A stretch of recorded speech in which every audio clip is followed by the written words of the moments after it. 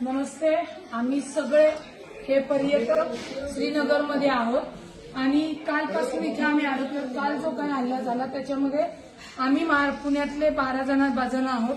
हे नाशिकचे आहेत आणि ही फॅमिली अहमदाबादची आहेत. असे अनेक जवळजवळ 60 ते 65% पर्यटक इथं अडकलेले आहेत. कालचा हल्ला झाल्यानंतर आणि ही बातमी आल्यानंतर सगळे प्रचंड घाबरलेले आहेत. मला प्रशासनाला एवढंच सांगायचं की कृपया इथनं विमानाची सोय तातडीने करावी. आमच्यासोबत एक टुरिस्ट इथले आहेत की ज्याप्रमाणे हल्ला झाला म्हणून आम्ही सगळे भयभीत झालो, पण इथल्याच टुरिस्ट लोकांनी या नाशिकच्या फॅमिलीला स्वतःच्या हे ते आहेत भैया, आपका नाम क्या है? आदिर भैया म्हणून आहेत. हे यांचे ड्रायव्हर आहेत इथले पर्यटन टुरिस्ट पर्सन. यांना यांच्या घरी नेलं, जेवायला घातलं आणि सुखरूपपणे या हॉटेलमध्ये सुरक्षितपणे आम्हाला ठेवलेलं आहे. या हॉटेलमध्ये नाही म्हणलं तरी 101 जण पर्यटन अडकलेले आहेत. काहींच्या फ्लाईट उद्या आहेत, परवा आहेत, 13 आहेत.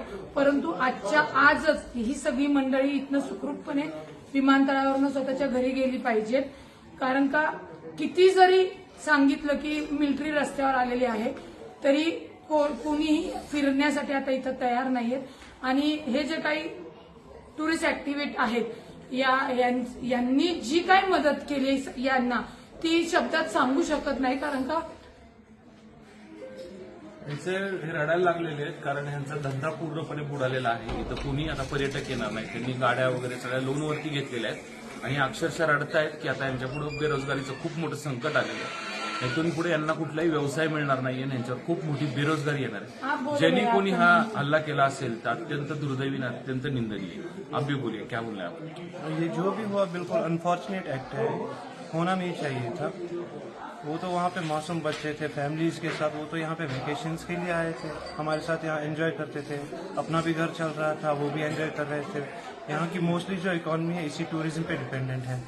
अब ये जिसने भी किया वो जानवर ही होंगे, वो तो इंसान नहीं होंगे. पूरी इंसानियत का कत्ल है ये तो होना नहीं चाहिए था. अब तो इसका रिजल्ट हमें तो भुगतना पड़ेगा ना, जो भी इसका आउटकम आएगा, क्योंकि गलती एक करता है बदनाम पूरे सारे लोग हो जाते हैं. अब तो क्या करेंगे?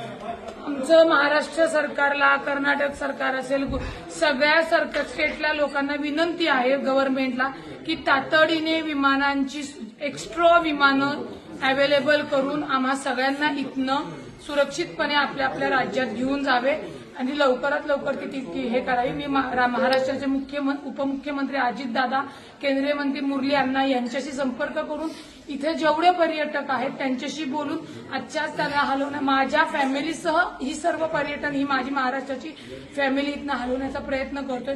कृपया आम्हाला जास्तीची विमानं इथे तुम्ही उपलब्ध करून द्यावी एवढीच विनंती आहे. सगळी लहान मुलं आहेत आणि ही कळकळीची विनंती आहे. तातडीने आपण ही सोय करावी.